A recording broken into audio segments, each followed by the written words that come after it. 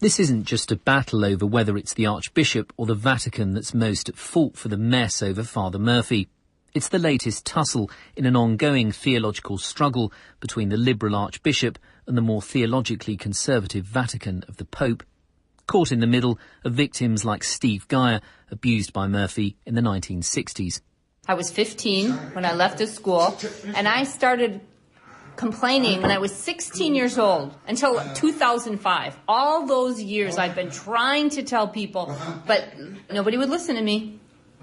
He should have been in jail at that time when they knew. Father Murphy was very lucky because he was out until he died.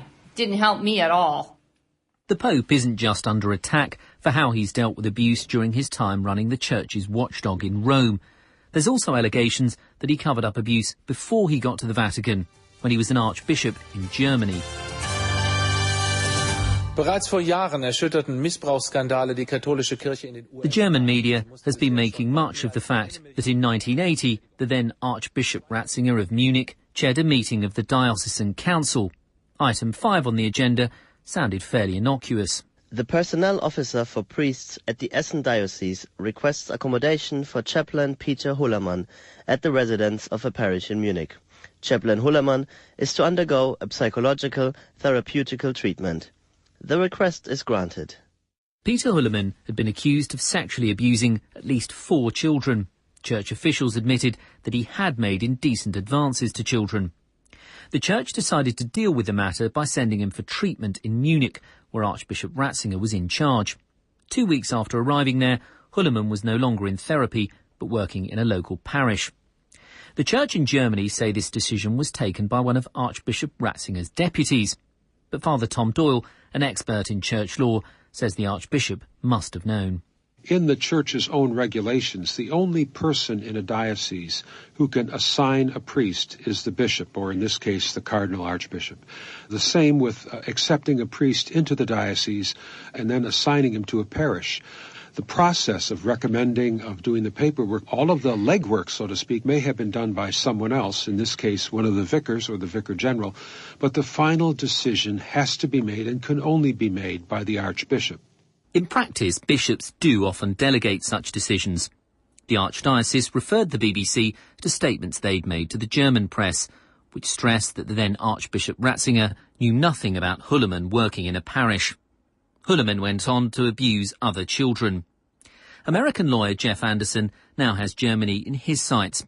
He's been a constant thorn in the Church's side. He's been suing the Church for victims of abuse for decades.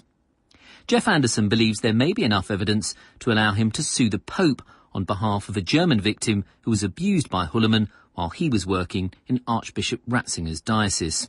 Well, what we have is our interview of at least one victim in Germany. We also have the statements to the media from the therapist that says that when they sent that offender under the charge of Cardinal Ratzinger, then Archbishop Ratzinger, to treatment, that therapist said, do not return him to ministry.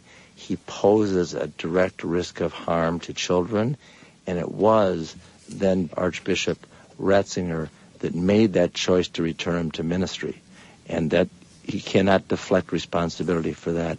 Eduxit de mortuis pastorem magnum ovium, Dominum nostrum Iesum Christum, ipse tibi pallium donet.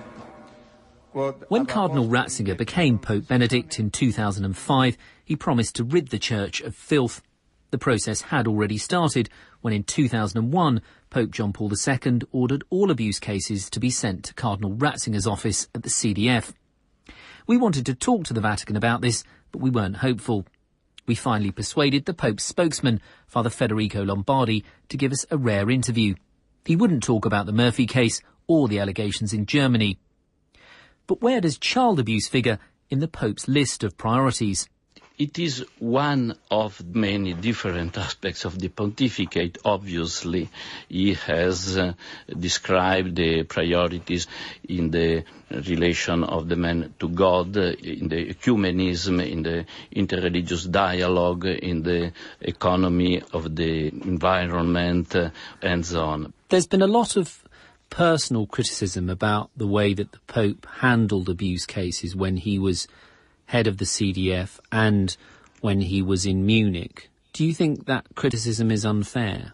I think that who really knows the situation and what the Pope has done is sure that he is in reality the leader of the line of transparency and of clear decision attitude to solve this problem, not to have any more covering up such problems. When you do look at these documents, though, you see that the Church has covered up abuse, and there is a lot of criticism that the Pope has been implicated in that in some ways. It is not true for the Pope. It is true that in some cases there was a culture of covering up, a preoccupation for the institution of the Church more than for the victims. But this has nothing to do with the responsibilities of the Cardinal Ratzinger. That has to do with the situation in particular diocese. Do you think that the Holy See should have known more about the abuse cases and how they were being dealt with? I think that new norms of 2001 demonstrate the awareness to confront really the problem. Took a long time though, didn't it? Maybe that also many things in the society took a long time to be solved. Back in Milwaukee, the Church is desperate to move on, but the abuse allegations just won't go away. We were told that 5 new victims had come forward in Wisconsin just last week. After Mass, over a coffee in the cathedral's bright conservatory, Father Carl Last tells me how the continuing abuse allegations are affecting his parish. The abuse done by a few priests impacts on all priests. We're all painted with the same brush. We're all under the same suspicion.